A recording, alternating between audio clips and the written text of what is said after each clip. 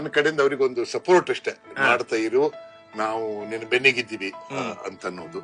ಎರಡನೇದು, ಇದ್ರ ಹಿಂದೆ ಯಾವುದೇ ಒಂದು ಸೇವೆ ಮಾಡ್ತಿದ್ದೀವಿ ಅನ್ನೋ ಉದ್ದೇಶ ಇಲ್ವಿಲ್ಲ. ನಮಗನಿಸ್ತದೆ ನಮಗೆ ಈ ಸೌಲಭ್ಯಗಳಿವೆ, ನಮ್ಗೆ ಅನುಕೂಲತೆ ಇದೆ, ನಾವು ನಗರದಲ್ಲಿರ್ತೀವಿ, ಯಶಸ್ವಿಯಾಗಿ ಒಂದು ಜೀವನ ನಡೆಸ್ತೀವಿ ಅಂತ ಹೊತ್ತಿನಲ್ಲಿ ಅದನ್ನ ಹಳ್ಳಿ ಜನರ ಜೊತೆಗೆ ಹಂಚ್ಕೊಳ್ಬೇಕು ಅನ್ನೋದೊಂದೇ.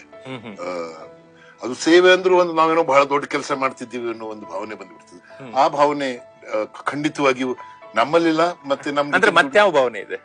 ಮತ್ಯಾವ ಭಾವನೆ? ಅದು ಶೇರ್ ಮಾಡ್ಕೊಳ್ಳೋದು, ಪಾಲ್ ಮಾಡ್ಕೊಂಡು ನಮ್ಮ ಪಾಲಿಗೆ ಯಾವ ಅನುಕೂಲತೆಗಳು ಬಂದಿದಾವು, ಶಿಕ್ಷಣ, ಆರೋಗ್ಯ, ಔಷಧಿ ಅಥವಾ ಈ ಉಳಿದ ನಾಗರಿಕ ಅನುಕೂಲ ಸೌಲಭ್ಯಗಳು ಯಾವ್ದು ನಮ್ಗೆ ದೊರೆತಿದಾವು ಅವು ಆ ಹಳ್ಳಿಯ ಜನರಿಗೆ ತಕ್ಕ ಮಟ್ಟಿಗೆ ಸಿಗೋ ಹಾಗೆ ಮಾಡೋ ಪ್ರಯತ್ನ ಮಾಡೋದು ನಮ್ಮ ಉದ್ದೇಶ ಅಷ್ಟೇ.